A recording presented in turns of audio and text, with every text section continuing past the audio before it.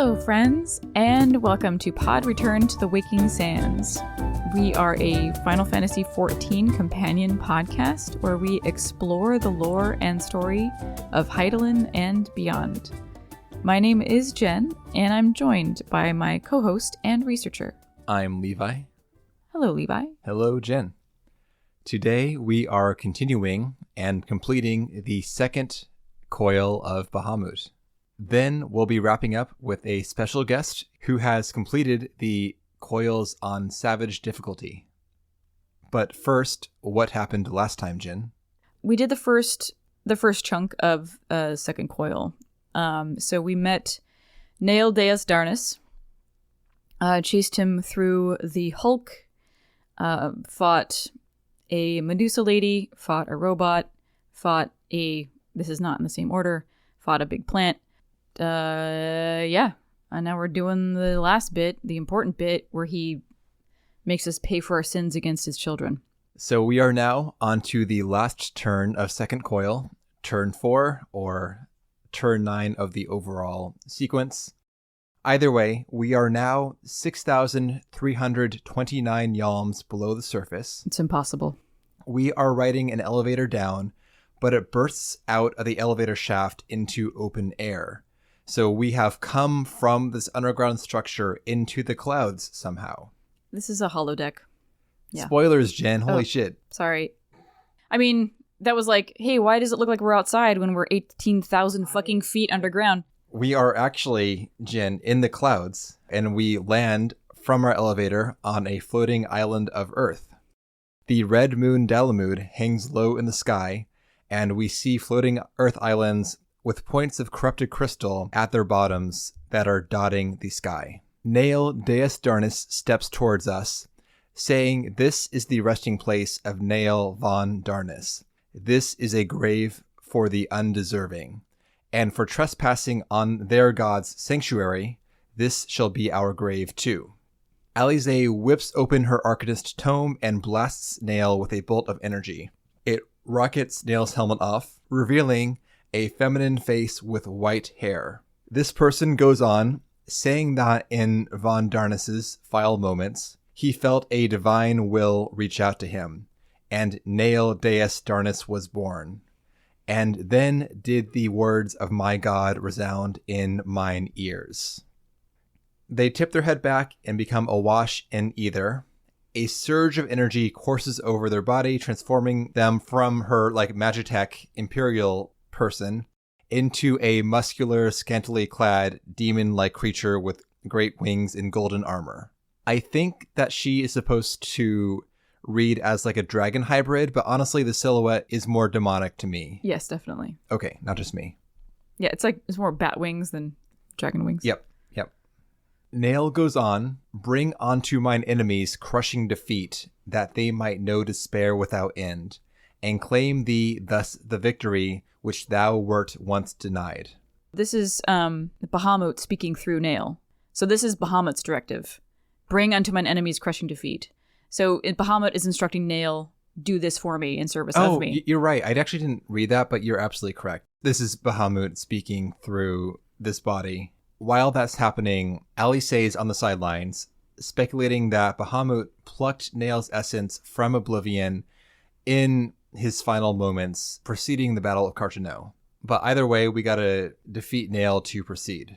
Yes. This whole thing is a reimagining of the fight with Nael that was part of the capstone to the original Final Fantasy XIV. A literal reimagining, as this, of course, is an illusion. I'm thinking this place is pulling from Nael's memories to create this. There's no, quote, reason that we have to be fighting Nael in this simulated skyscape.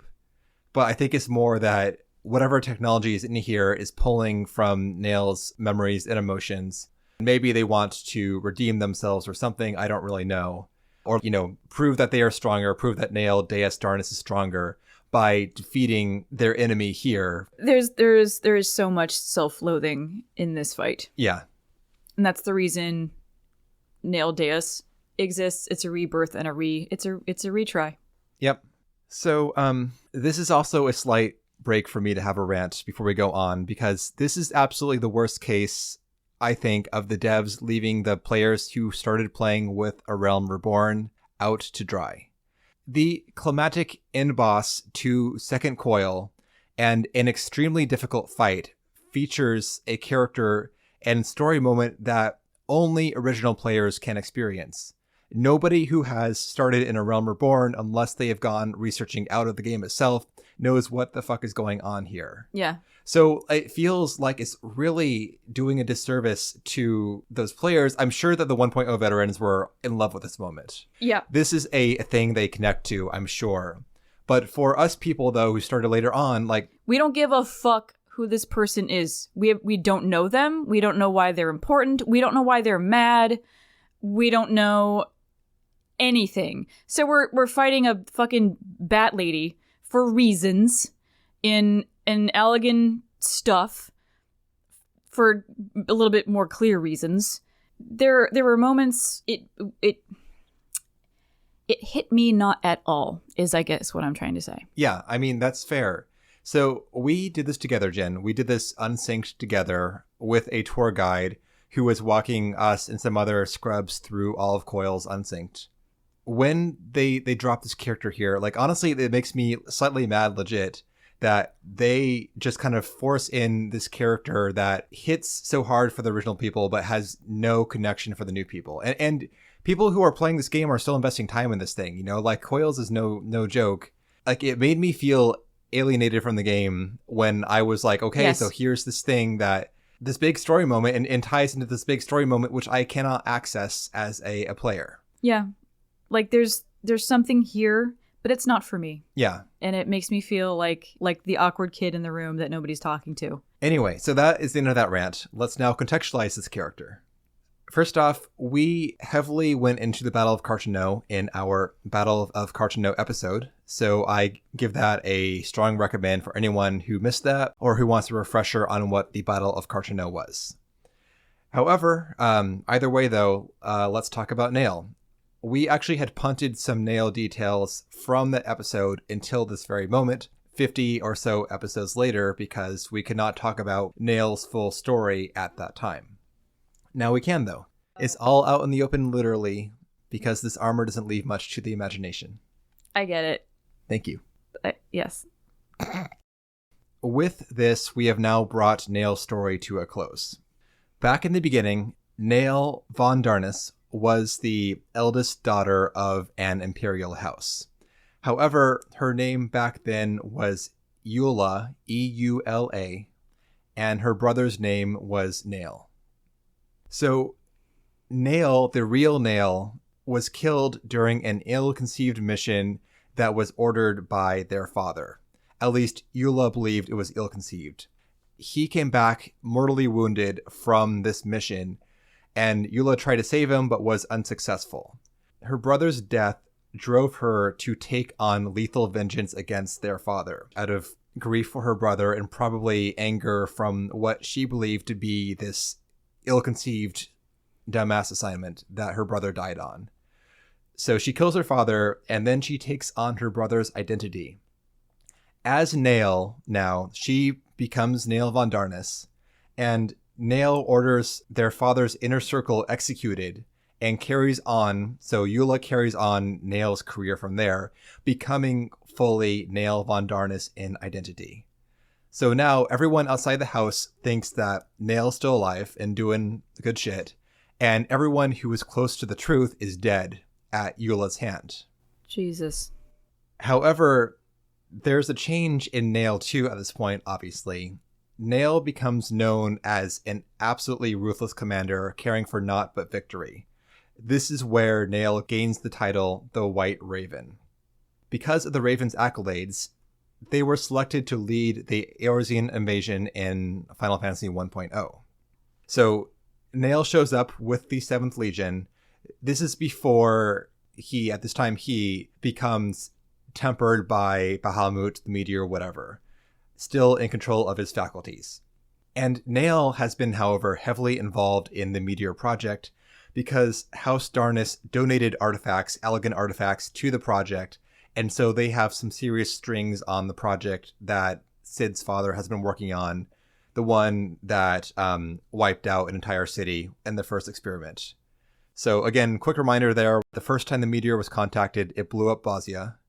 They shelve it for years, and then Nael brings it back saying, hey, we can do this properly this time. We can use the meteor to destroy the Eorzeans. We can do it right. When you say meteor, you mean Dalamud? Yes, correct. The meteor project is the Dalamud project. Dalamud is the meteor. Okay. So anyway, Nael convinces the Emperor, who is getting on in years and wants a win before he dies. Nael convinces him to use the meteor to wipe out Eorzea, since the earlier invasion of Eorzea was stymied. And to be clear, again, this is not going to be to conquer them. This is to say, okay, you guys don't surrender to us, so fuck you all. We'll occupy the blasted ruins of your civilization. So this brings us to the end of 1.0, where Nael is leading the 7th Legion and trying to call down the moon Dalamud, which is supposedly as part of the invasion. However, at this point in time, Nael and the 7th are acting more like a cult than like a legion. And now that we know more about primals than we did when we first began the game, we can probably say that Nael was indeed tempered at some point by Bahamut, and so stopped caring about the invasion and started caring more about freeing Bahamut from the moon, I'm guessing. Well, sure, because Bahamut's now like whispering in their ear. Yeah, exactly. Nael posts up on a floating island, very much like the one we're on now, and Sid leads a band of adventurers here to strike Nael down before the meteor is summoned, before Dalamud is summoned. They succeed in killing Nael, however, it's too late to stop the meteor, so Dalamud descends, 1.0 ends, Calamity, etc., as we know. We are now going to have our showdown with Nael Deus Darnus. If we haven't already pieced it together, Nael is the Imperial soldier we saw with Louisoix at the end of the Binding Coil. That headpiece is extremely distinct. We can now say for sure that Nael and Louisoix are being buds for some reason in the coil. Fuck knows why still. Last note on Nael before we move forward. Bear in mind that this is mostly speculation from ancient forum posts and Reddit posts and so on, as I don't think there's any official word, but the story I've heard, and I think that one of our members in our Clear party was paraphrasing this too, in the Japanese version of 1.0, Nael's gender was left ambiguous, so when it came time for the English version to translate it, they had to make a guess as to which pronoun to use for Nael. And because apparently Nael's physical body underneath the armor, like Nael's actual character model, was a male Elizin, is what I hear. They assumed that Nael was a male character, so started calling Nael he in cutscenes. The story goes, and again, cannot confirm this is what I hear, but the story goes, though, that this kind of gender ambiguity for Nael that we're seeing now in turn 4 of Second Coil, this is kind of squaring the circle with regard to why Nael was supposed to be a she, maybe, but then Nael got a male pronoun in 1.0 in the English version. So this story about Eola taking on Nael's identity and so on, this brings all that mistranslation confusion together. Again, I hear, cannot confirm, secondary sources only. If you were playing in 1.0, did you know all of this background about Eola and... No. This was in the Encyclopedia Eorzea. So Wow. The background, again, this might have been a retcon to make things work. I don't know for sure. But the background about Eola is in the Encyclopedia Eorzea. So until that came out, I'm pretty sure there was no clarification as to why Nael looks like a boob demon in Second Coil, but had male pronouns in 1.0. Yeah. I mean, we all like to think that there was foresight here, and that they knew of this family tragedy and the assumption of her brother's identity, and so using he/him pronouns obviously kept everybody else in the dark, because I mean that's how everybody else would have known Nael in real life, because it was a secret. But why make Nael Deus Darnus feminine if you didn't have to. Well, I assume that Nael may always have been meant to be feminine in like the Japanese creators' minds, or maybe in their planning, but then they had to reconcile this pronoun issue with the English version. Maybe. I don't know. I mean, that seems like a lot of fucking work to be like, to fix the use of a pronoun. What if, okay, so like English gets translated, whatever, it's all good. No one questions it, period. Now, Second Coil comes out and they create the Nael character model. Nael is feminine and like, oh shit, but we called him a guy back in 1.0. Now what? Yeah, well, I mean, it would be cool if, yeah, like Nael presented, like in 1.0, like this ruthless fucking legatus was actually a woman. That's pretty cool, but she acted like under her brother's name and like as a man or like whatever, because I don't know, like Livia, she got real fucking high in the organization as a woman. So I don't know if there's a reason for, like, you know, Eula adopted Nael's identity because she wanted to, you know, make sure that her brother's legacy would live on. He deserved to live on, and she was going to be that for him, for his memory. But also, was there a little bit of, well, I can only get so far as a woman, so I have to pretend to be a man? Like, is there some of that too? I don't know. Obviously, the way that the game kind of is structured has changed as times have changed. And I think that 14 today is much more progressive. Like, it's obviously more progressive than 14 at the start. No question. So maybe, even though the Empire we know now, who gives a shit? Maybe back in like the 10 years ago days, maybe in the minds of the writers, the creators, that maybe it was more of like a male society. We do know Livia is high in the ranks too, but she's still subservient. It also has stuff. Stuff. So it's interesting though that like the redo version of Nael is the feminine, meaning Eula. So Bahamut chose to resurrect Nael in that form because maybe as if she were able to behave or perform or you know. Well, let's put a pin in that because there's actually more on the same subject when the fight's over. Right. So, like, yeah, that's all of that. Okay. I'm pretty sure this has never been confirmed officially. So I think it's largely speculation and rumor tied to this. So facts are unclear. Cool. Anyway, so yeah, putting a pin in that conversation for now. So let's get to it.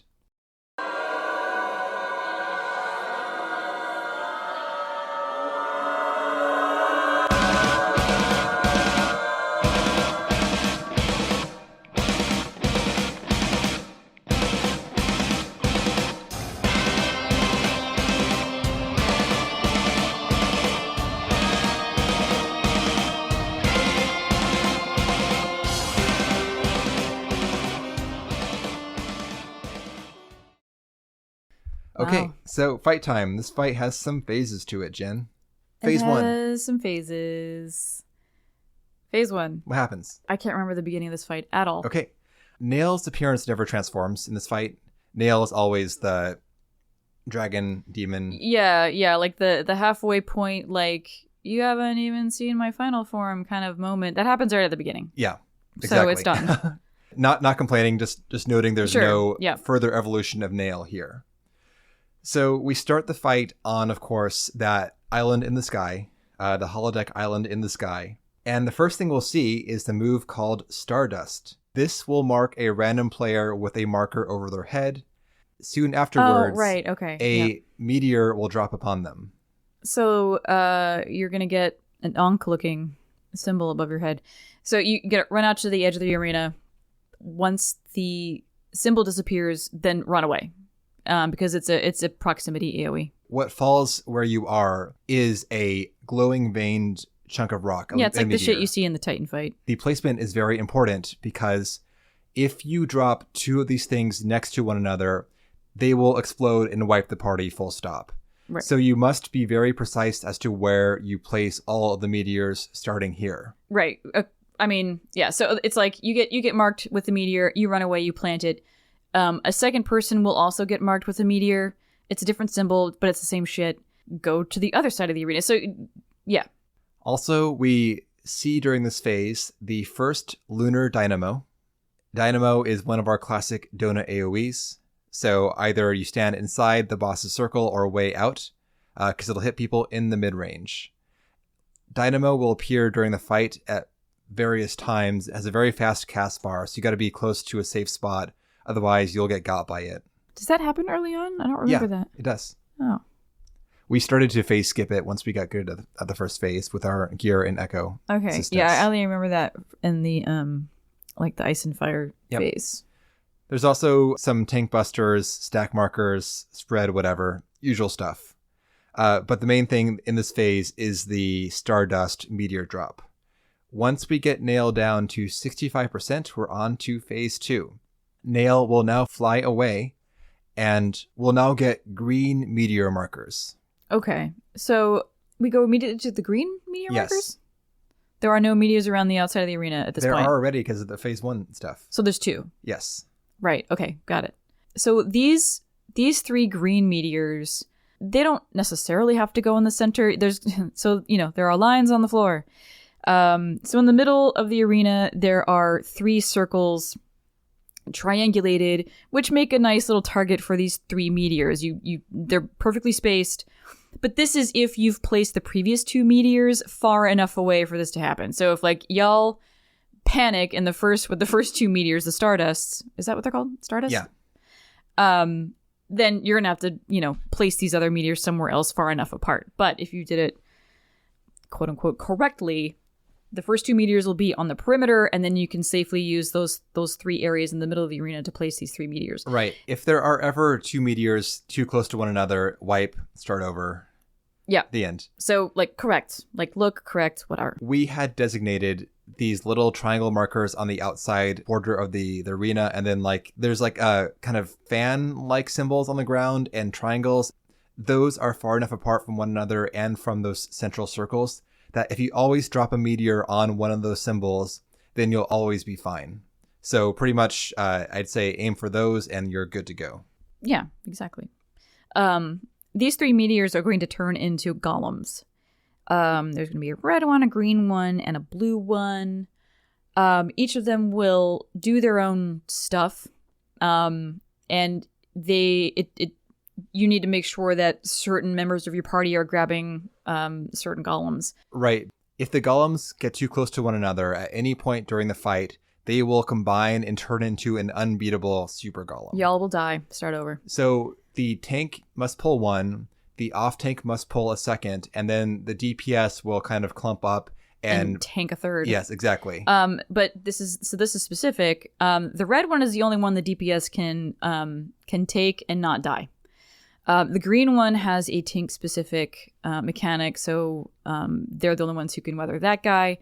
But yeah, you need to make sure that everybody's keeping them far enough apart, and also that 2 of them are eating, quote unquote, the meteors. You need to get them within close range of one of the meteors. They'll tether to it and eat it. Yeah, the meteors that fell in phase 1.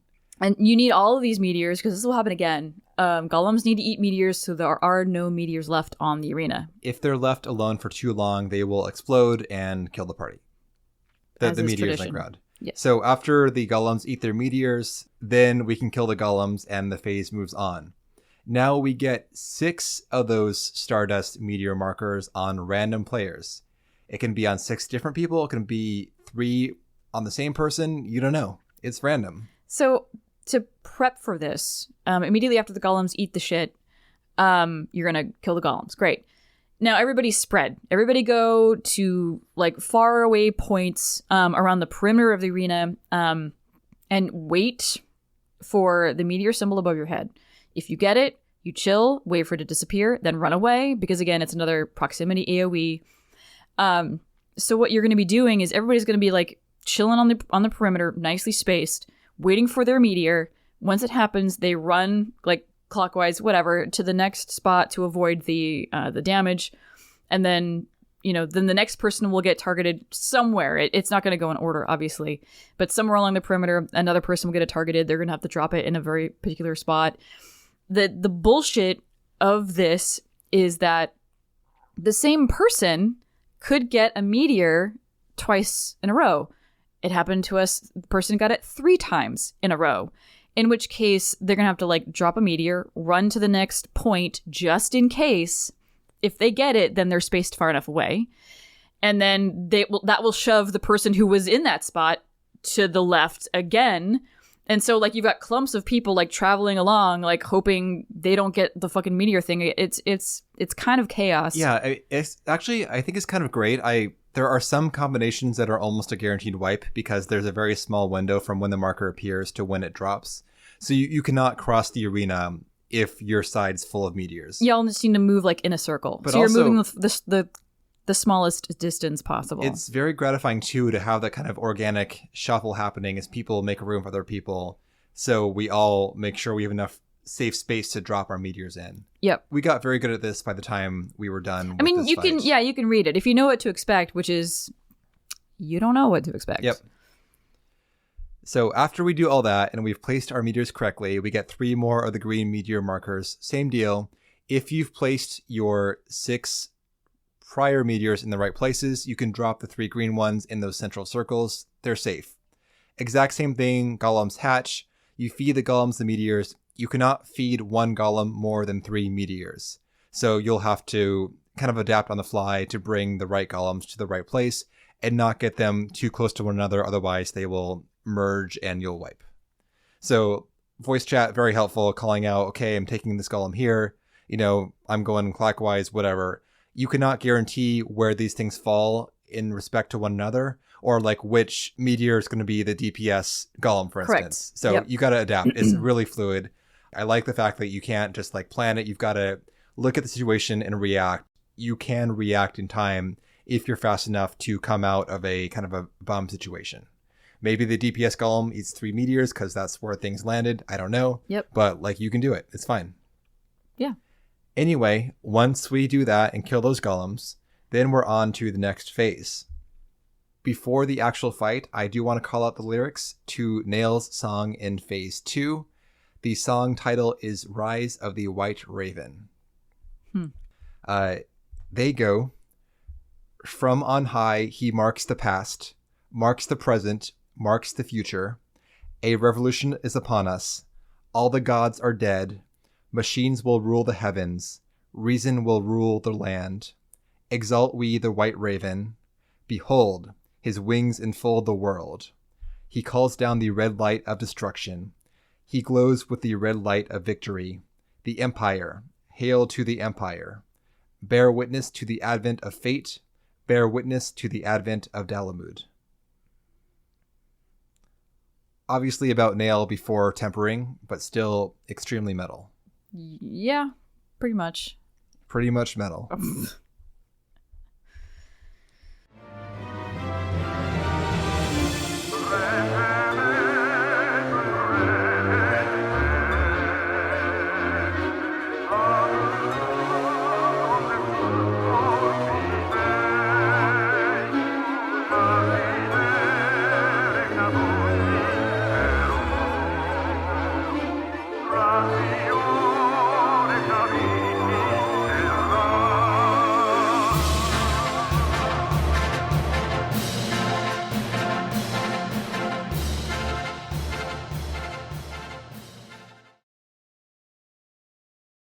So we have Nael coming back soon and casting a Mega Flare.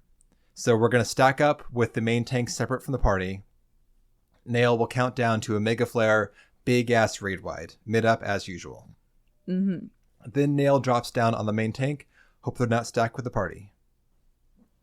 Yeah, there are positions for this. You do have to kind of get the sweet spot because the heavens fall. When Nael reappears, the holodeck shifts and the entire arena transforms. We have left... Now you're on Cartno, aren't you? Yes, we are now in the fields of Cartno. Yeah, you'll see like Garlean This wreckage. is fucking metal as shit. Like, Yeah. It looks just like that Cartno cutscene that we get after we meet the leaders. It's like deep red light everywhere. Yeah, exactly. And Overcast smoldering sky. wreckage. It's so good. Yeah. So we are here, and the first thing Nael does is cast Heaven's Fall. Heaven's Fall summons a fragment of Dalamud that slams down in the center of the arena. This is a fucking chunk of moon that wham, down it goes. If you're inside of it, you die in one shot. Good night. If not, you're knocked back towards the arena edge. Like most raid fights, the arena border is a death wall, so you got to make sure that you either use your knockback mitigation or you place yourself where you're not going to get knocked into the arena wall from the Heaven's Fall knockback. And now welcome to the shit, Jen. This fucking phase is a mess. Yes. Good. I still don't know. I still don't know. Well, the next thing that happens is that a Ghost of Mericidia, this is another one of those dragons like the ones that we fought in the Twintania fight. This will appear in the arena, kill the ad, it'll drop like a fire puddle. Someone gets like a garrote debuff on them. You got to run into the puddles that are left behind to cleanse it, whatever. It's fine. This mini phase is only till Nael's at 47% health. It's pretty straightforward. Just some tank busters, the ad and so on, whatever. 47% though is where it enters the shit. So first off, bear in mind that the boss now gets powered up tank busters that get stronger as the fight goes on, to the point where the tank must use their invulnerability to survive the tank buster. So is there a cast bar? Fuck no, Jen. It's fucking Coils. There's no cast bars. Yeah. You got to know the order of the casts to know when to invuln up against the tank buster that will kill you, even with tons of mit. Also, we got, of course, more Lunar Dynamos, the donut AoEs. We have Supernovas, which are gravity balls that will suck players into them and apply heavy. So if you are caught into one of these kind of like black hole gravity balls... I never saw these. I guarantee you died to them. Probably, but I never saw them. That's probably why I died to them. People kept like, so what about these black holes? I'm like, what the fuck are you talking about? I don't know where black holes are happening or what they're called. I'm running around because it's ice and then it's fire and then it's ice and it's fire. I don't know. Pretty much. I can't comment. Voss will drop these black holes. If you're stacked with the party and one appears on you, it can wipe out like half the party. Easy. Is that the marker on top that looks like an ice sprite? The marker on top? The black hole marker or whatever, like 3 people get it? Yeah. It looks like an ice sprite. It's like light purple. Maybe. It's like a spread thing, right? Yeah. Like get away from everybody? Yep. Okay, anyway. Then fire and ice shit. So there'll be more of these dragons on the outside, more Ghosts of Mericidia, who are going to be spitting in either fireballs or ice balls. If you get 2 of the debuffs applied by these, you will die. Obviously, fire cancels out ice, so you get 2 fires or you get 2 ices, rip you. So what you got to do is you have to stagger your positioning so that the ice effects cancel out the fire effects and vice versa, so you maintain your elemental balance. The way you do this is that you have to group up for certain fireballs and disperse for other fireballs to make sure that the ice attacks have time to cancel out the fire before you group up for the next fireball. In brief, there are going to be 4 fireballs in this phase. For the first one, the person with the fireball marker is like an orange tether. They run away from the party. For the second fireball, you stack up, get hit all together. This will knock out the ice debuffs you've accrued since then. For the third fireball tether, that tether player runs away again. For the fourth one, you group up and you'll have ice again at this point in time. So off goes the ice, on goes the fire. Mechanic resolved. Easy-ish, sure. But the goddamn lightning. Yeah, that will ruin everything.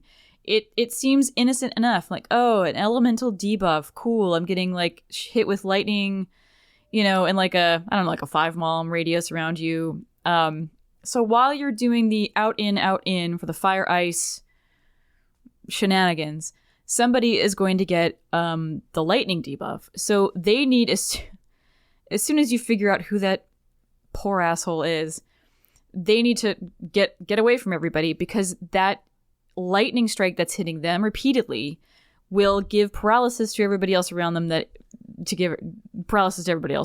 and do massive damage. But the paralysis, that's the thing. That's the insidious thing that will probably wipe your shit. Because you're in a situation where everybody has to move. You have to keep moving. You have to be in spots. And because the paralysis will persist into the next phase, which is the dragon dive bombing shit. It is a 30-second non-curable paralysis debuff. So you're just trying to get to your marks, get in the donut, get away from the donut, but you can't because you're paralyzed.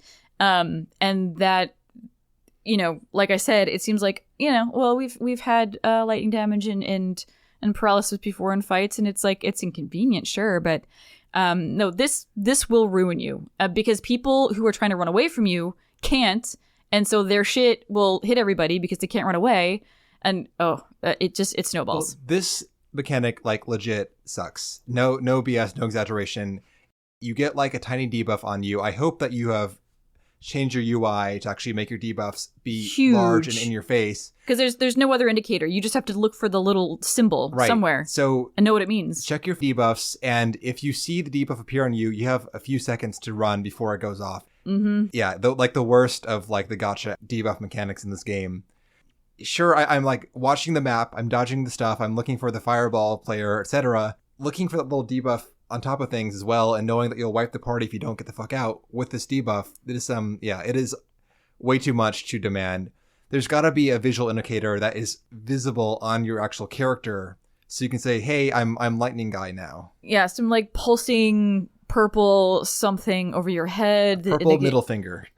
Something other than like literally, it's only the tiny little debuff symbol that tells you what the fuck. Yep. And then after all that, then we get dive bombs, our old friend from turn 5. There will be more dragons, more Ghosts of Mare City on the outside. They will mark players with dive bomb markers. If you get hit by them, you'll get knocked back a fair distance, just like in turn 5, and there's a death wall, just like in turn 5. So you're probably going to lose a lot of people to the death wall. So yeah. So this is another thing where I couldn't. There's a rule. Okay, there's like, if there's 2 dragons, it's this. If it's 3 dragons, it's this. If it's 0 dragons, it's this. But I was like, I swear to God, I'm seeing 3 dragons every single time, but it was different. I hate a mechanic where you have to swing your camera around wildly to figure out where everything is. Yeah. Apparently I just trusted somebody else to count dragons and tell us where to go. So that is most of it pretty much. If you can do those things, you can probably get the clear. We did not get the clear on our run. We got the boss down to 2% health. We hit our timer on the instance. We set like a 1 run timer on it, so we had to call it there. 2%, good enough. Yeah. Yeah. Getting that close on like one sitting is super great. Great work, everyone. This fight's a pain in the ass. Yeah. And, a lot of people, this was like the most difficult content they'd ever attempted. Yeah. So, go us. No, everyone did great. Like, seriously, we got the first phases down so clean all the way through meteors in the first chunk of the final mechanics. Yeah, we didn't even have to think about it at that point. Nope. But it's the final phase. It was just so much. So many, like, in each new mechanic was an opportunity for a variety of things to happen, and you had to be on top of any like circumstance, any combination of these things. Because it's not like, oh, well, we know like a healer or a tank is going to get the lightning, so they got to be on top of, like, no, it could be anybody. It could be fucking anybody. After we defeat Nael collapses and the holodeck environment fades, revealing that we're in some sort of, I think someone called it like a Klingon holodeck, which is like spot on. It is kind of brutal, hard angles, red triangles that are framing this battleground that we're on. We're again in some underground cave with this holodeck structure around our arena. I think it's like a 12-sided hedron, and there's that elegant like red glowing circuitry on the interior walls. After the environment fades, we regroup with Eorzea, and we see someone stumbling towards us. This is Nael back in their human form. Named as Nael Darnus. Yes. No helmet still. In the Magitech armor without the helmet, white-haired, feminine face. Mm-hmm. Eorzea remarks that she is a pitiful creature reanimated and ensnared by Bahamut, but Nael denies this. It seems like the real Nael has regained their senses with their defeat. They realize they have become ensorcelled by a primal, the very thing that the Empire swore to destroy. Yeah, so there's like she hasn't achieved this clarity immediately. She reacts earnestly to Eorzea's insinuating that, like her deity, Bahamut, no longer deems her worthy of existence or protection or whatever. And Nael is like, fuck you, I don't worship icons. She's like, wait a second. Then what was all that? Who am I? I mean, so yeah, before they were tempered, that was like their whole jam, right? This is the girlian shit, removing the primal scourge from Eorzea, so we could rule by logic and reason. Jen, may I remind you that all the gods are dead. Machines will rule the heavens. Exactly. Yeah. Reason will rule the land. Reason will prevail. So, she's like, yeah, no, like, fuck icons, but also I've been like possessed by one, for a really long time. And she's wondering like, what is this body that I'm in? Eorzea is dumbstruck by this. There has never been a known case of someone becoming untempered. Correct. Perhaps since Nael failed Bahamut, then he is done with Nael. Correct. Now. So Nael and Eorzea are, Eorzea is making these observations, and Nael is responding in a way that, we did not expect, as someone who is tempered and was so deep in the fucking Kool-Aid. But they're like, okay, so, their thoughts have been clouded. The fog is beginning to lift. Is Eorzea speaking true? And so this is when, like, so Nael is having these where she's like questioning herself and what she's doing, where she is, and Eorzea is like, what is happening? So yeah, watching someone tempered like come to is not a thing that happens. The only way that could happen is Bahamut relinquishing control, because they're, like, fuck you, you're not useful to me anymore. And the realization that they actually succumb to a primal's tempering is devastating for Nael. And it's like the worst kind of irony. Just good God. However, that said, Nael makes a point to say that Meteor was 100% their decision. Like, in the before times, before they were operating under Bahamut's will, this is just like, I was doing this of my own volition. I take credit for that. The whole thing with the hatching of Dalamud and freeing Bahamut, that came after the tempering, presumably. But the plan, though, to destroy Eorzea with Dalamud, that was conceived of a cold, reasonable mind. Correct. Yeah. So the motivations changed. They wanted to use Dalamud to destroy Eorzea for one reason, and then eventually she was like, but I want to do it to release Bahamut now. Yep. So Eorzea begs Nael to reveal the truth of the calamity. What happened during that event, and what happened to Louisoix? Especially now, Eorzea has all the tools she needs to answer that question. Correct. But, denial, all that stuff. It's hard. It doesn't take her long, but... Nael says the exact same thing, though. Continue on if you would have your answers. They await at the terminus of your path. But know that this path leads only to despair. The light of truth was ever harsh and unforgiving. Yeah. She's like, you'll find out what you want to know. You're not going to be happy about it. Nael starts now to wax on about how much suffering is in Eorzea's future, but a spear of light emerges from above, piercing the structure that we're in and striking Nael through the chest. A voice speaks from afar. Silence, chattering raven. Your wretched wings are broken, and you shall soar no more. In her final moments, Nael glimpses a vision of Dalamud again, and reaches out to it before expiring. Mm-hmm. This is not a voiced scene, it's all in text. But Eorzea recognizes the voice that spoke those words. It would never do that, she says. Louisoix, obviously. Correct. These are things he would never say. We press on and arrive back in the Bahamut containment chamber, but from a different entrance. We're now at a different angle to the regenerating primal. Eorzea prepares to disable the controls, this coil, this Hulk. Right. She notes that Bahamut has regenerated further. Our time is running out before the primal regains his form. So at this point, she goes to disable one of the coils. It's like the whole point we're here, the whole reason we're here. She speaks to us and kind of bears her heart to us, the Warrior of Light. Forgive me. The moment I beheld Nael's transformation, hope wilted in my heart. I did not believe you could stand against the manifestation of Bahamut's power. So, I mean, like, she doubted us. She doubted this whole thing. And it worked out. But she, in that moment, feared another great loss at the hands of Bahamut. And, yet here we are. And in fucking Eorzea, these kids, I mean, they're special, but they're special in a way that they can experience this type of devastation and, like, total annihilation of these like emotional constructs, and still turn it around and say shit like, "'Tis incredible the feats of which we are capable, our boundless potential." So she's like turning it around and like, "Aren't we amazing?" Which is almost inhuman to me.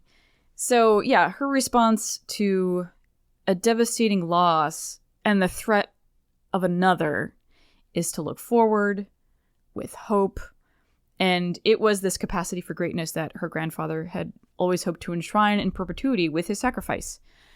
So like, la da da da da da da. Like, I don't need ghost grandpa anymore. Like, look at all of the things that I have learned today.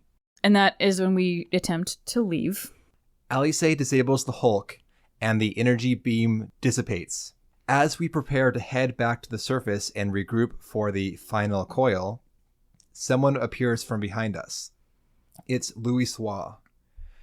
He blasts Eorzea with a bolt of energy, knocking her over. It was just a warning shot, though. He tells us to abandon our quest, and he will not countenance further sabotage of the coils. So this is deeply upsetting for Eorzea for reasons. Quick note here. If we assume that Louisoix is in Bahamut's service, which I think is almost guaranteed yes, this means that the coils are a good thing for Bahamut. Correct. He needs them. It's not keeping him in check. It is now... It's rebuilding him. Yes. Yes. The coils and him are one effectively at this point in time. We can also infer, going back to the earlier comments, that Bahamut has commandeered the entire structure or structures because of all the other shit that is now working in his service. Right. This is bad. Anyway, Louisoix is telling us to knock it off now, leave the coils alone. Mm-hmm. And Eorzea is still the last shred of denial going on here. She's like, but if we don't disable the coils, then Bahamut will revive? Why wouldn't you want us to do this? Well, I mean, obviously, because he's not Louisoix, girlfriend. And so he says that this confirms that her defiance has sealed her fate. And it goes on to spout more primal propaganda. We all exist at the pleasure of one divine will, Bahamut's. The word of Bahamut is absolute, blah, blah, blah. And his eyes start to glow red, like, okay, bro is possessed. Scurry back into your holes, vermin. You have been granted this one reprieve, but should you be so foolish as to crawl into my lord's domain again, I will crush the life from you myself. So, This is the light bulb moment for Eorzea. So her short-term goal here, because her greater goal has not changed, obviously, but right now, standing in front of a thing that looks like her grandfather, it's to free her grandfather's soul from Bahamut's tyranny. This we can do. And at least, so now she can see that this is a shade. And Eorzea and my family will be avenged. We leave for now and return back in northern Thanalan, just like last time. This coil emerges up in the cerulean fields, and we pray return to the waking sands while Eorzea gathers her thoughts. We get back there and explain what happened to Urianger, and recall that he too was a disciple of Louisoix, and he is pained by our retelling. So no telling then what Eorzea feels having. No, he's deeply concerned. Yeah. I mean, he is a very sympathetic person, despite how he might Present. Urianger wonders if Eorzea should recuse herself from further forays, but she steps in. She arrives back at this point in time and says, "Hell nah, I'm not out of this. We're gonna finish this shit ourselves." He's like she is purposefully seeking out every fucking trigger to her deepest traumas. Maybe stop it. Yeah. So this is when Urianger gives a little exhibition here. Yeah, he talks about Nael and speculates that Nael became tempered when the Empire constructed the lunar relay. Which is the substitute for the Crystal Tower, because the Crystal Tower was only discovered after the Calamity, so they had to create a surrogate to contact and control it. Yeah, to contact Dalamud. Oddly here, this adds more confusion and kind of more fuel to the Nael fire. Urianger is adamant that Nael was a man and that Bahamut reincarnated Nael incorrectly. Because he talks a lot about like how he fucked up that recreation of Nael, but it was good enough to serve Bahamut's needs, so it's all good. I think that, honestly, he's full of shit. Urianger would not know better because he only knows that... He knows what we know. Exactly. Correct. So of course he'd be like, no, but Nael was a man. Like, well, as far as you know. But, I mean, I think, though... But he knows enough about, the quote-unquote noble house of Van Darnus. How would he not know there was like a sister, and that, if Bahamut resurrected Nael, then, perhaps he chose the form of Nael's sister as the form because Nael, the OG, didn't do it right. He just says that Bahamut didn't give a shit enough, so resurrected Nael incorrectly. I think that he is emphatically wrong, though. Yes, and that, like, shame on you, Urianger, for having a theory that is so fucking sloppy. Yeah. That it speaks to Bahamut just being so fucking careless in their resurrecting. That's not something that is done lightly, especially when it's one of your own fucking disciples. And I think also because when we have that moment of clarity from Nael at the end, Nael doesn't say, "Oh, I'm actually Eula." There have been additions to the work as time's gone on, but we only have the game as it presents itself now. Assuming all that we know as canon goes together, Nael doesn't go, "Oh wait, I'm actually Eula" in this cutscene. Nael says, "I am Nael." Correct. Like Nael has become this person. This is like deep psychosis. She has like completely assumed the identity. So seeing herself in her, like, what is essentially her own body, her own form, she can't recognize it anymore because she just buried that deep. It's not her identity anymore. So like that makes sense. That checks out. But come on, Urianger, like. Oh, Bahamut just like fucked up, whatever. So Urianger presses Eorzea again here. Can she really contemplate a course of action that pits her against the visage of her grandfather? Yes, she answers. His freedom can only be won by the destruction of Bahamut. And now Eorzea leaves to go prep, I'm assuming, and Urianger introspects out loud. This is one more of those kind of thesis statements of the storyline in like one sentence. Long have I believed the pursuit of such treasures to be the duty of every true Charlayan, but each new revelation serveth only to heap further anguish upon those whom we would fain protect. Yep. Coils.txt. Ignorance is bliss. And at that, we are dismissed as Eorzea and Urianger seek the entrance to the final coil. But outside the break room, Alphinaud's being a creeper. He is peering around the corner and muttering to himself about if his dear sister has finally found her resolve. Will you, Eorzea, he says to no one, will you find a use for the secret, for the key that only you and I hold? Given our propensity for curiosity, you would do well to remember that keys may serve to seal doors as well as unlock them. And Bahamut is a most unwelcome guest to whom the door should never have been opened. Yeah, well, too late. I'm sure that the Waking Sands is very impressed at this monologue, Alphinaud, that you're saying to yourself. Well, Alphinaud's impressed at this monologue. There we go. Yep. This fucking Audience guy. of one. Yeah. The only one that matters.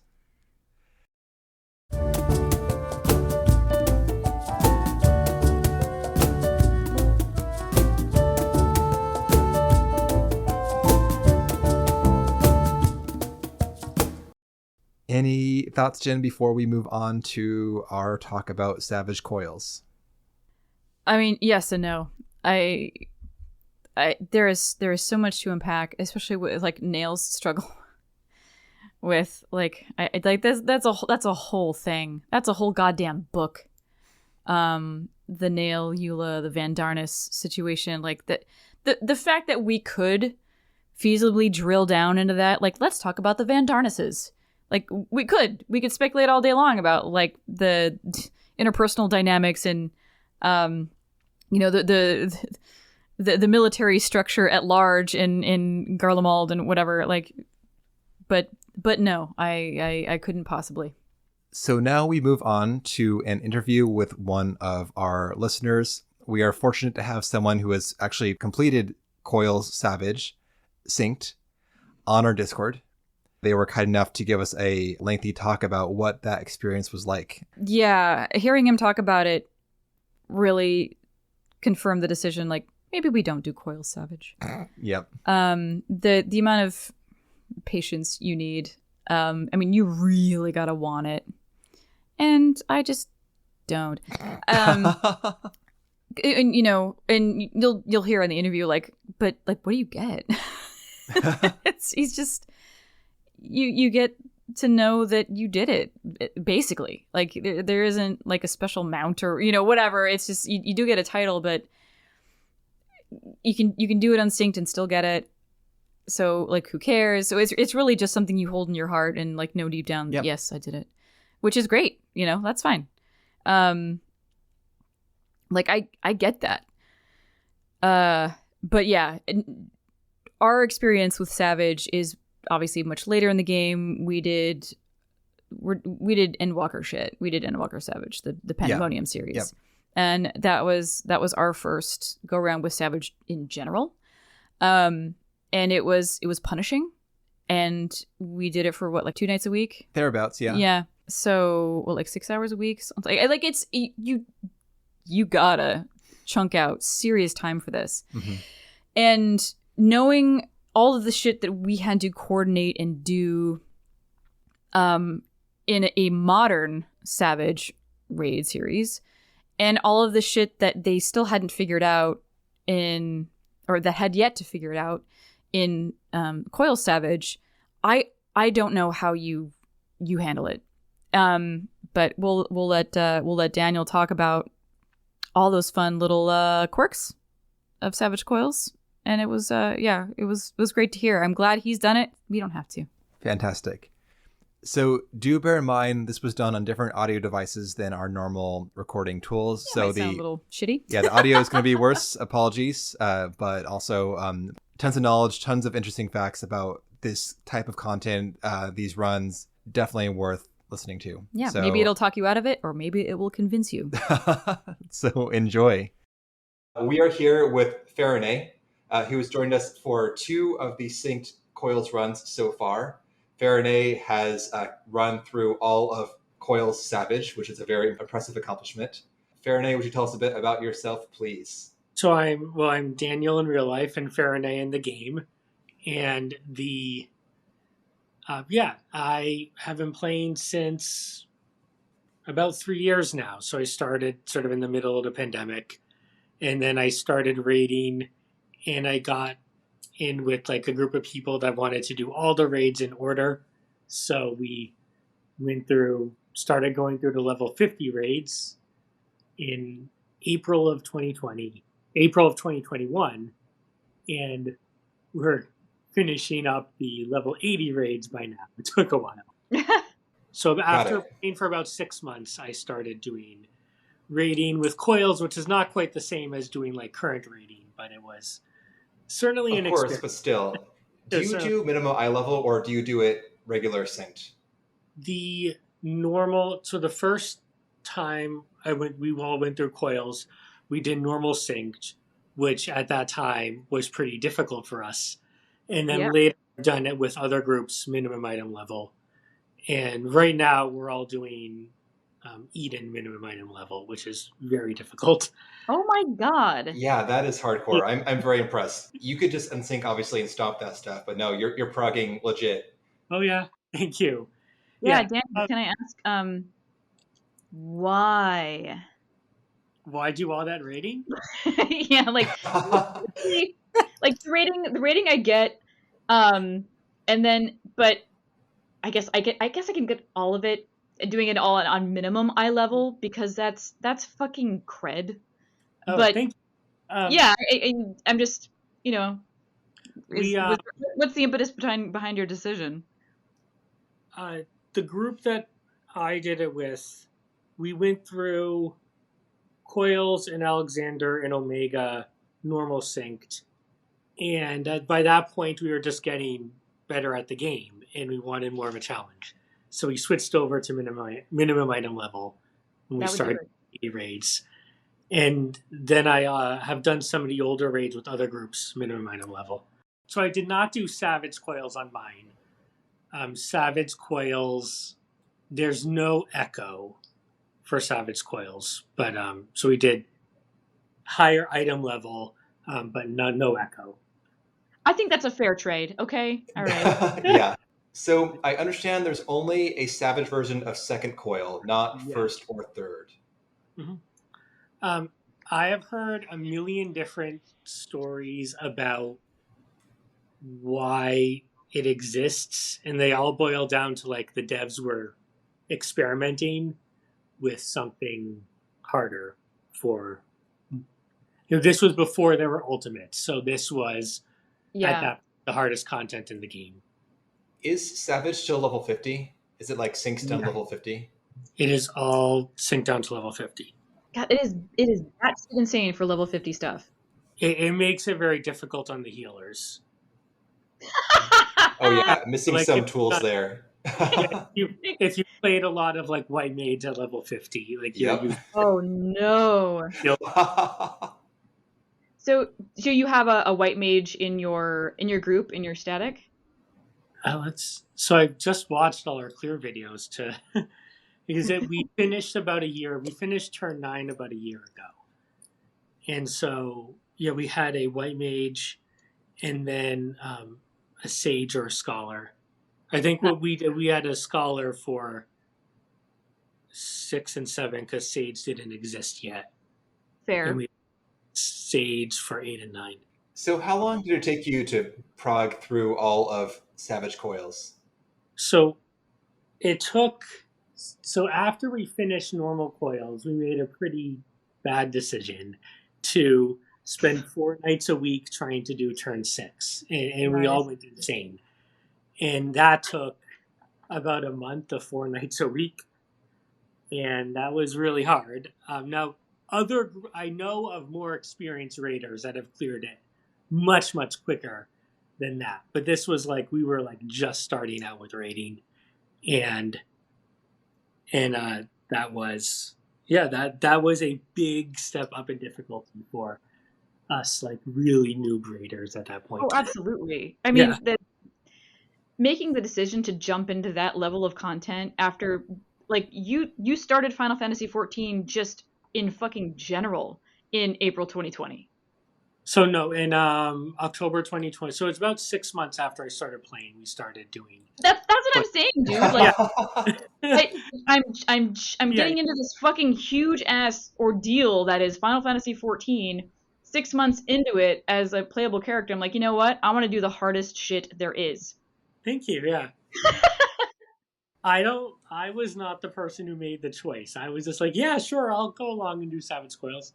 Yeah, but turn 6 we kind of went insane, but then we cleared it, and then there were 2 parallel groups doing turn 7, and one of them was doing it for over a year, and then my group was doing it for like 6 or 7 months, and they eventually sort of merged. Some people dropped out. Some people enough people dropped out that the 2 groups kind of merged, and we got a clear in November of 2021. So let's hit the turns in order. I have not heard turn 6 come up yet. So how is that one? That one's pretty much a snooze on regular synced. Yes, so regular synced, it's not even that difficult on mine, because it just, you can kind of brute force through a lot of the mechanics. But on Savage, you cannot brute force through the mechanics. So it is, like, do you want me to go through mechanics or? Let's talk about the trash pulls first. There are two groups of golems before you even reach the boss. How is that on Savage? I wasn't aware that I'm still a new player. I consider myself new. I will never let go of my sprout. So when you say turn 6, that actually means second coil first turn. Yes. Okay, got it. All right. Yes, that's right. So turn 6, because there's 5 turns in first coils. In first coil, correct. All right. So I just want to make sure that we're like using the same language here. That's perfect. So turn 6, the trash pulls, they hit a little bit harder, but I don't think we ever actually wiped to the trash pulls. I guess, as we hit the bosses here, rather than go by all the mechanics, what are the most distinct ones for you? Do they add in new mechanics that do not appear in normal? In turn 6, the main difference is that the mechanics are coming up more often. It's the same mechanics, but they're coming up more often, and you have to do them all. There's no brute forcing through it, which you can brute force in the normal. The normal is what's supposed to be a Savage level difficulty. Right, so it's like Savage squared for the actual Coils Savage. The Savage Coils are supposed to be kind of like harder than normal Savage, but not as hard as an Ultimate, I guess. The main mechanic that took forever is this mechanic where there are these slugs, and you have to just very carefully burn them down one at a time, and you need to knock the slug down past 50%. It will then go and eat a honey and become a big slug, and then you need to kill the big slug. And you need to do that very carefully, one slug at a time for 6 slugs. And that was probably the biggest wall for our group, because it just requires a high level of coordination. So why the honey mechanic? Because I think in our run, we just kill the slugs and called it good, right? Yep. So what happens if you don't feed the slug correctly? The honeys do grade-wide damage if they are alive. So then the only way to get rid of the honey is to have the slug eat it. But if you have 2 slugs eat a honey at the same time, I think they do like a big raid wide and will wipe you. So you have to in a very careful, coordinated fashion, go through each slug, burn it down to 50, let it eat a honey, kill it, then move to the next slug. Are all 6 slugs in the arena at one time, or do they pop up sequentially?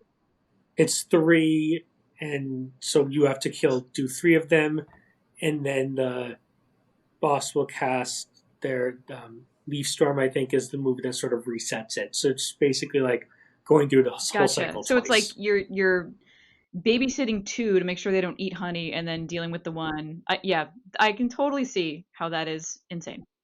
Yeah, so it just requires a lot of coordination to just very carefully hit them one at a time and carefully bring them down to 50% and then burn them down after they become big. So yeah, that was what took the most time for turn 6. Any other noteworthy mechanics in turn 6? There's a big welcome to Savage Coils moment where the boss does a move called Blighted Bouquet. This is in normal.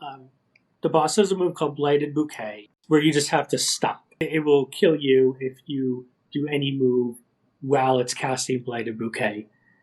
And you just have to stop. And Savage Coils, or Rafflesia, does that move right at the beginning of the fight. When new groups do it for the first time, almost all of the group dies to that. Such a mindfuck you throw out at the beginning of a fight. That's really rude. Yeah, but it's not necessarily the hardest mechanic. It's just no, it's totally unexpected. It's just that first one throws everyone off when they see it at the very beginning of the fight. Yeah, well fucking played, Square Enix. Yeah, but it's useful because that mechanic shows up, a mechanic similar to that, right, where you have to stop. Yeah. Show up in a lot of different fights. But it's in Fall Guys, right? Oh yeah, yep. The acceleration bomb. Yeah, so you get practice for Fall Guys. So on then to turn 7. Are the trash fights here similarly easy? Yeah, they're not that difficult, but We did have people in our party who tried to kill people with the rescue. Out of boredom?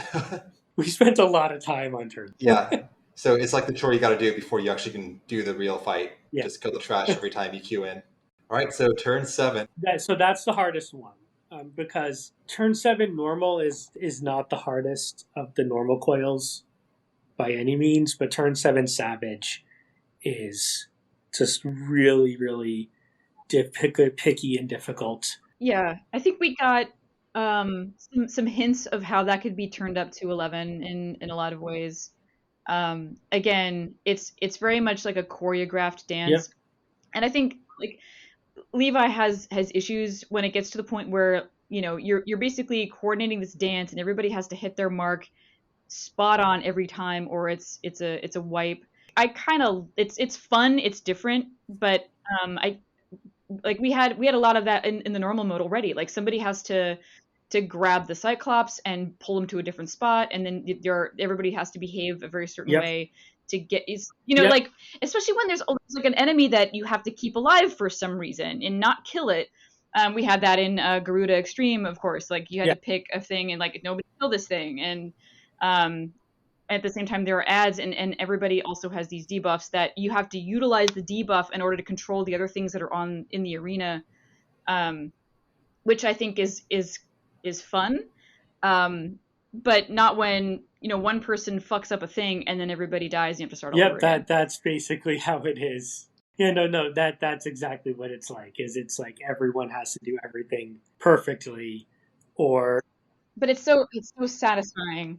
So yeah, in my opinion, I don't know. So on Savage mode, if you get petrified, is that a wipe for the whole party, or can you recover? Being petrified in Savage is a 1 minute. So I think it's like 10 or 15 seconds Wow. in normal, but it's. Holy shit. And so what you have to do is you just have to get killed. Just hope to die. So I just watched our clear video, and I think one person got petrified. And so someone ran over to them and baited a fire attack so that they would get killed, and then they could get rezzed. Wow. That is so rude. That's You're brilliant, worse than dead. Yeah. Yeah, there's just a lot of.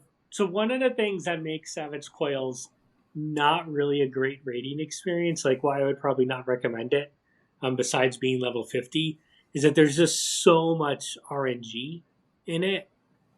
Yeah. Compared to the newer raids where they think, sometimes people complain about the newer raids being very scripted. Yep.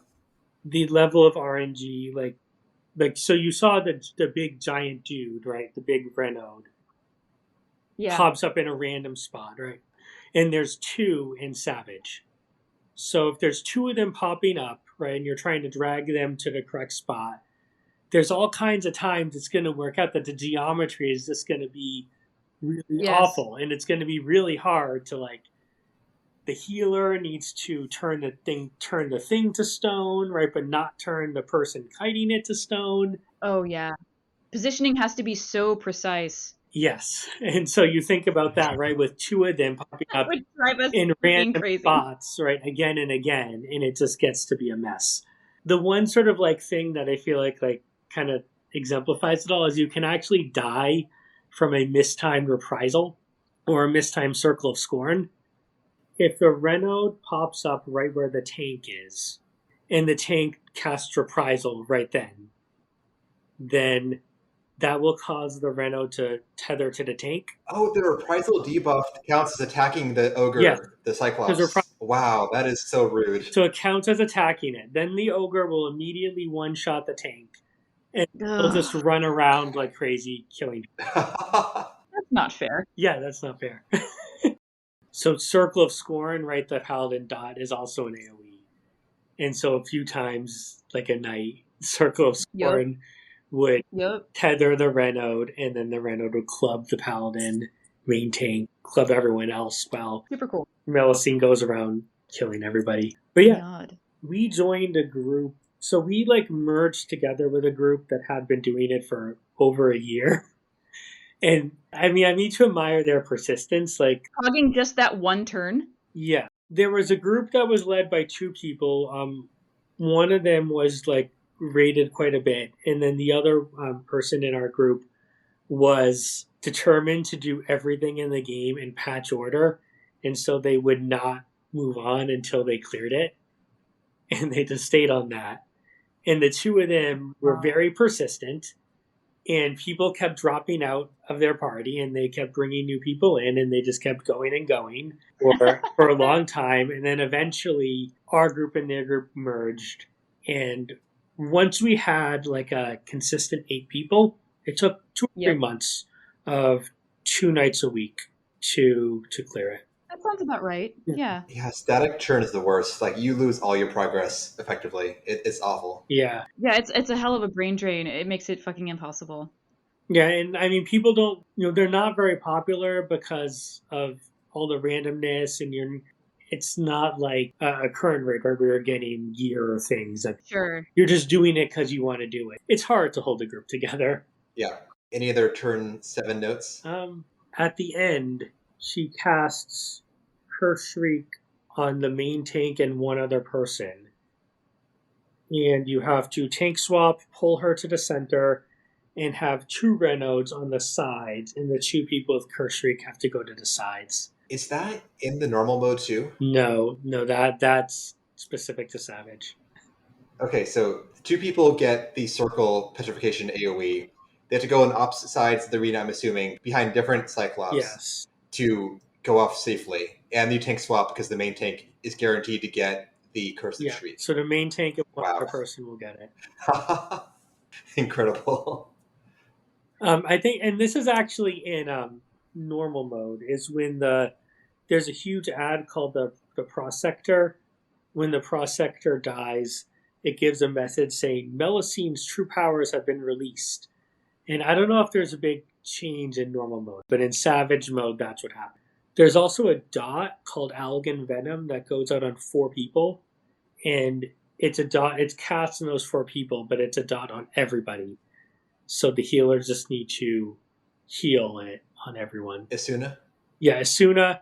And if you have a Bard, they have the move Warden's Pan, which is an Asuna. That's the Bard Asuna. But people said that when the raid was actually current, the Scholar had an AoE Asuna, and that mechanic was designed for the Scholar AoE Asuna. Wow. Okay, then on to turn 8. So yes, turn 8 probably was the quickest for us. We kind of reorganized with the people who had cleared turn 7, and some other people joined. So turn 8 is the robot. So the main differences are that the towers are now random. So in turn 8 normal, the towers come up in the same order each time. Now the towers are random. Oh, so man. Ad, one of the towers puts an ad out. The ad tower will show up in different places. Oh my god. No. I'm thinking of when we were doing Savage, and if there was a variation on a mechanic, Lord help you. Hopefully there's only 2 variations, because I would have half a page of notes, like if this happened, then this happened, okay, then we do this strategy. But if this happens and this then happens, we do this strategy. I can't imagine all the variety of combinations that could happen with these towers spawning. Like, God bless you. Thank you. Yeah, Savage Coils are really built around RNG. It's bad. It's a bad idea. I think that at some point, the game designers made a decision not to design raids around RNG and to make it. Yeah, like, hey, do we like people? Maybe we don't do this. So any mechanics that got you stuck besides the tower shakeup? There's a mechanic where 2 people are binded in place, and then there's an orange circle around them, and the correct number of people need to be in the orange circle. Yeah, the ballistic missile. And then so you cannot, I forget exactly why, but the stacking up strategy does not work. You just have to adjust. Great. So that causes a lot of issues, right? Because it's like, do I run in? Do I run out? Who knows? And then Allegan Field, which is the mechanic where one person is marked with a debuff, right? And then if they take damage, all the damage that they take will then be spread to the whole party once the debuff runs out. The Avatar, the big robot, is just casting that the whole time. As time goes on, starts casting it on 2 different people. Oh no. So for those ones, you shield them and they hide from the party, right, to avoid any chip Yeah, damage? but in Savage, the person with Allegan Field can get the stack marker. Oh my god. Oh my god. That's turn 8. Turn 9 is rough in normal mode. I can't imagine how Savage is. So turn 9 Savage. The biggest difference in the first half is that she casts. Remember when 6 meteors fall down, right? Yep. Everyone had to spread out. And then it's sort of organized chaos with people running around. In Savage, there are actually 8 meteors. And that is awful. Oh my god. That is just awful. Somebody could get 2 in a row, or maybe even 3 in a row. You can get 2 or even 3. If a healer gets 3, like, I don't even know if it can be cleared if a healer gets 3.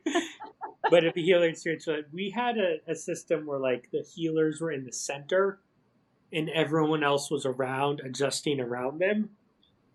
And everyone had to have a potion, right? So once you started taking damage, you popped your potion. I was playing Summoner on that one. I had the Carbuncle Shield as well. Yeah. Total just organized chaos. My god. And there's meteors all over the place. And then the golems won't be organized either, because you'll have to just put the golems wherever there are no meteors. Wherever they'll fit, yeah. Yeah, wherever they fit. Because there's probably going to be meteors in the center, because people will be running in and out of center. Just when the golems come, right? So now there are 8 meteors. Every golem can only eat 3. So one golem has to eat 2, and the other have to eat 3, or you'll wipe. That gets tricky. That's still definitely something you can clear reliably, but that gets tricky. So because we have a DPS like party tanking one of the golems, because they have to be separated too, how hard does the Savage golem hit? So the red one, the DPS can survive. Okay. Someone would call out, we're going to take these 2 meteors, or sometimes we'll take 3, and then just kill the red one. And the green one has a tank buster cleave. If a DPS takes a green one, that's really bad. But the red, the DPS can survive, and it will like stop and do that move where it's like has those 3 big... The radiating AoEs. Yeah, the radiating AoEs. That's just annoying, but that's easy to... Yes. And then Heaven's Fall happens. So in turn, whenever she does Heaven's Fall is the big giant red thing falls to the center and knocks you back. Whenever she's doing that, meteors fall.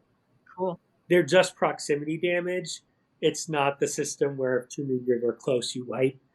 So I think the way we did it was the first time Heaven's Fall happened, we dropped all our meteors in one spot and then sprinted away from that spot. And the second time, we spread out around the arena and used knockback resist. So that's the same mechanic where like a player is targeted and they have to run to a place to drop it? Not quite. It's more people are targeted and they just need to be away from someone else. Right. Exactly. Yeah. In addition to like the knockback, the death wall, the cones, the cone AoEs that the fucking column is putting out. And just all of that. Let's just throw some meteors in there. Sure. Yep. Yeah, that's what it is. And then the other big thing in the next part is that the dive, there's right in normal turn 9, there are 3 dive bomb patterns. So you can use a system of markers and call outs to know where to go. In turn 9 Savage, someone said there's 18, or I just say, well, the dragons are just in all different places. So you need to actually know how it works. You start at the north, you go around. The first 2 dragons, when the first dive bomb marker drops, the first 2 dragons will dive bomb that spot. And so you want to be between them. And then the third dragon, you want to be kind of drop the second marker next to the third dragon. And so we had people just calling out. We had people kind of looking around the arena and calling out where they wanted people to go. So that's another RNG example of RNG fuckery. Because they wouldn't spawn in the same fucking spot. They will not spawn the same spot. You have to just sort of look at where they are. Monitor. Oh, God. There's a little bit of that in P8S that I remember where you're just having to swing your camera around and, like, keep an eyeball out for this guy that spawns on outside of the arena. Like, there's only, I think, like, 2 spaces he could, 2 different spots he could go, but still, like, that level of the unknown, having to pivot so quickly, is really difficult. Yeah. Yep. You're like, yep. I actually didn't do P8S. Is that on your agenda after you finish up Eden? Hopefully, Eden 12 on mine is very, very hard. I can imagine. Hopefully we'll fit that eventually and then move on and do. Well, you're almost caught up still, even after only having done it for a very short Yeah. time. So I'm sure you'll kill it and get all caught up in no time. Thank you, yeah. So anything else of note in turn 9? Any other new mechanics or mix-ups that are different from normal? The fire and ice is different. You have to stack for 3 of the fires instead of 2 because the ice are coming out more frequently. Oh my God. And she also, I think, does a mega flare after the dive bombs, which is just a big raid wide. God, the normal one is so rough. I cannot imagine how long it will take you to get T9 cleared on Savage. Speaking of, how long was that for you?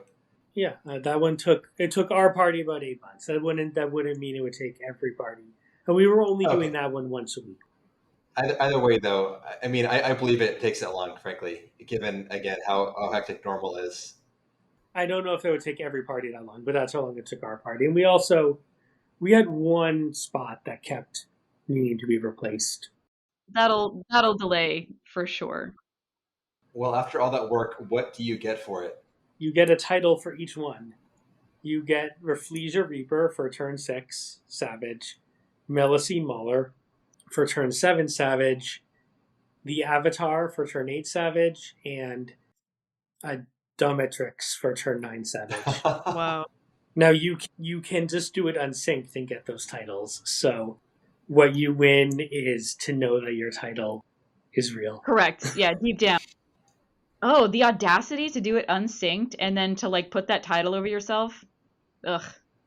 A lot of people have the Dominatrix. Well, yeah. I can imagine, Yeah. yeah. It's the spiciest. The other ones, the only people I've seen have those titles are people that I did Savage Coils with. I fucking earned this.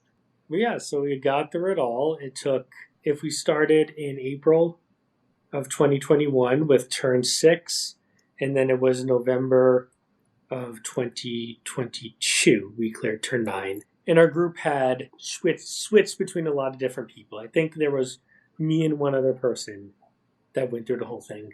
Honestly, I think that's pretty good. Yeah.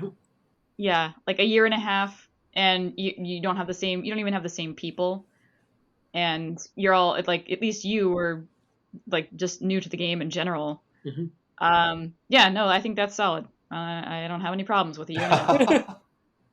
Well, thank you so much for talking to us. This was super informative.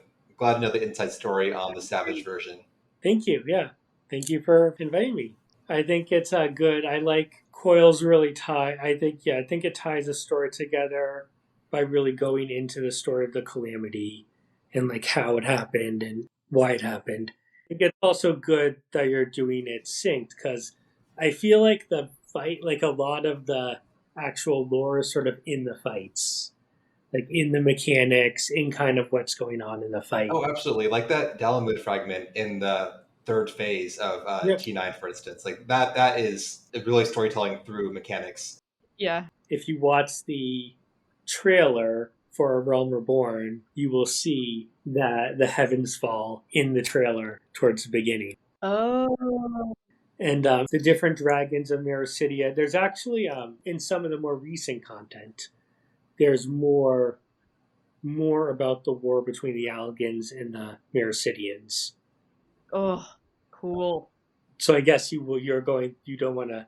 Yeah, some of the worst part actually is, like, knowing the answers to some things that are asked in earlier content and just, like, having to stay quiet about them for who knows how long.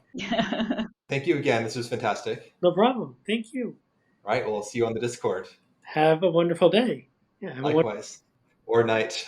Yay!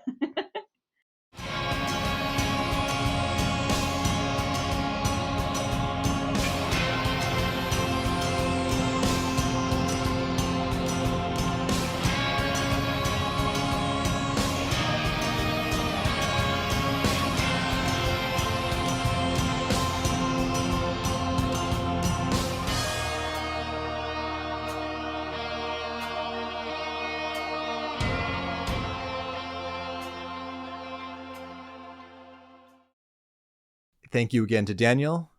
Next time, we are starting on the final coil of Bahamut. Gonna wrap this thing up.